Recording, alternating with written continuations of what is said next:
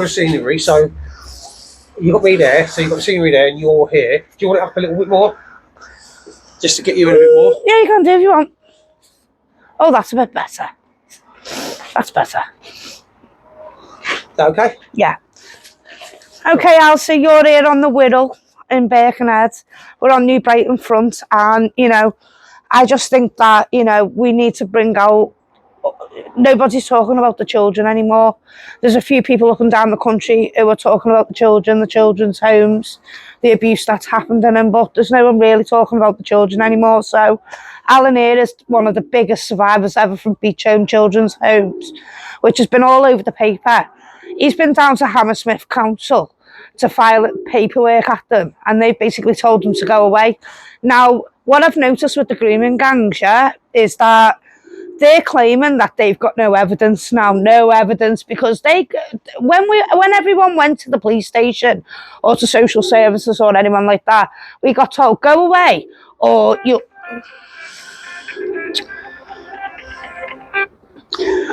we got told to go away, or we will get prosecuted and put in jail, or we will get put in a mental institution.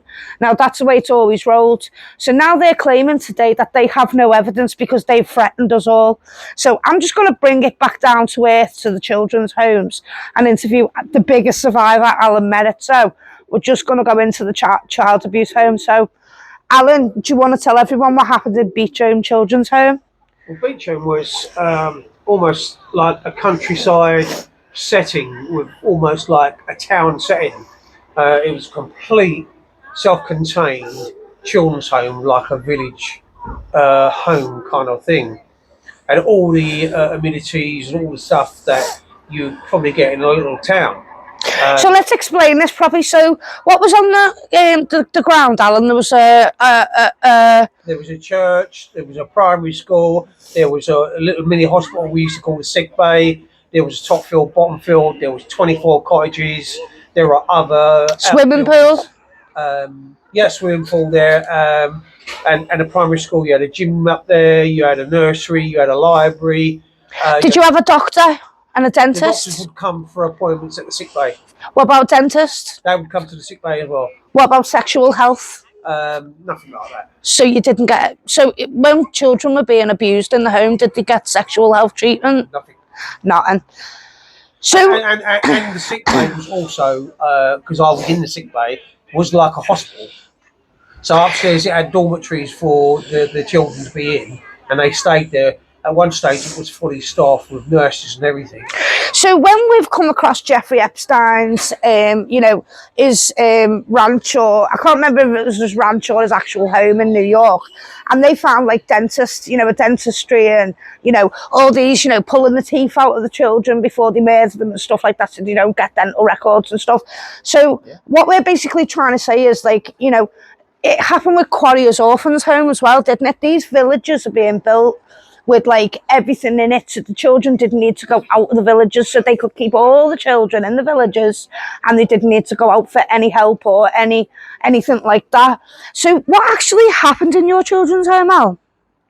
It had a huge history from the 1800s as kind of like what it was from the 1800s. I really don't know too history, but I presume it was something to do with the workhouses and the poor children being sent from homes and the lower classes in the London area. So Kensington, Chelsea, Fulham, most of the West London area, I would say, probably expanded further than that. In actual fact, it did, because there was other boroughs involved in it later on down the line. But when you talk about the history of it, I think the poor kids went from the working class workhouses into Beach Home to do more kind of like workhouse scenario thing, and it was more like a workhouse. Did they pay you to work? I don't know. I think that might have been like, I think it kind of like an institutional thing with the prisons itself, where you might get some sort of pocket money or something like that, kind of like a canteen money or whatever the kind of thing like that.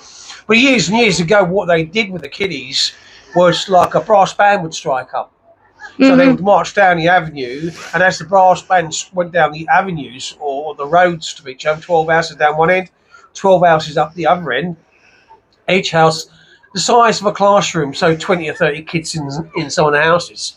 So in its heyday, 900 children were in Beecham.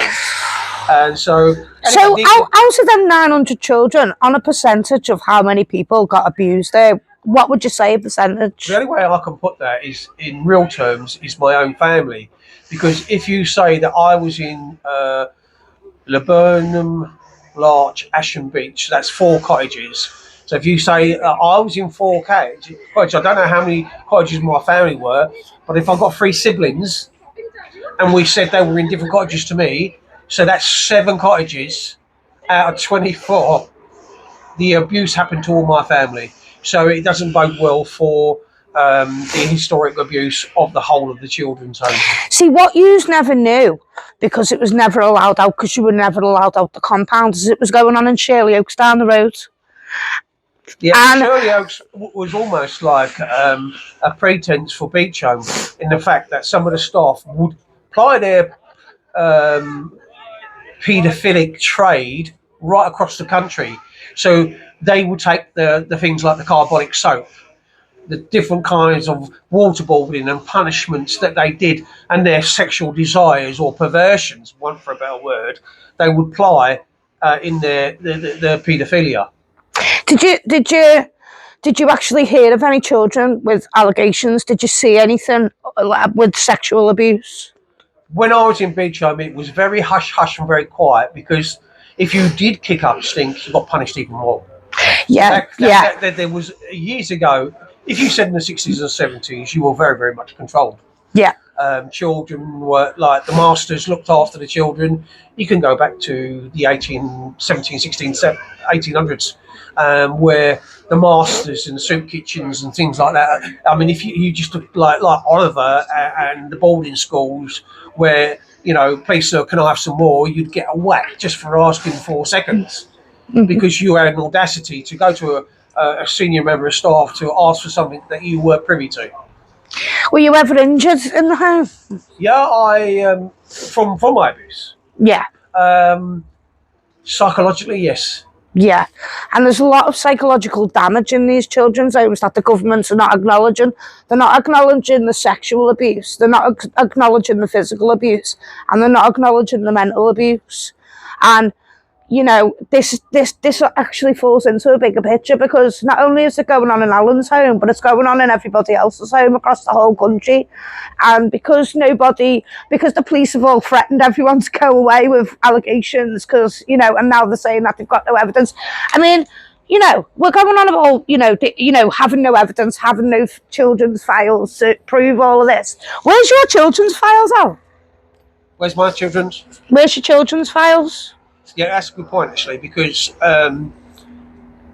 each house had their own book or diary, house diary. Mm-hmm. Everything what happened in that house was written in these books. They all disappeared.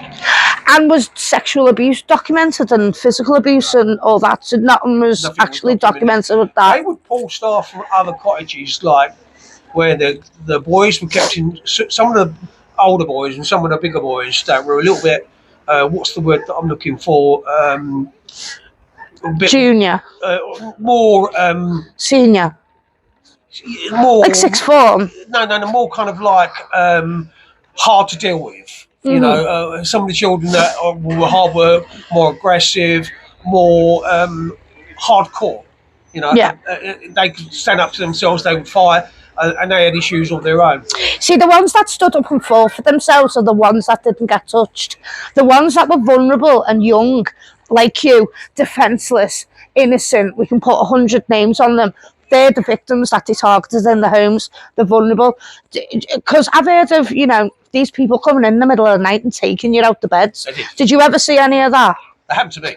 That happened to you? They took you out your bed in the middle of the night? Wilson took me into a room. And this was a woman paedophile? Yeah. Has she ever been prosecuted out? No. Has she ever been arrested? Nope. Is she alive? I don't know. So have you ever reported this to the police? Yeah, I reported it to the Beecham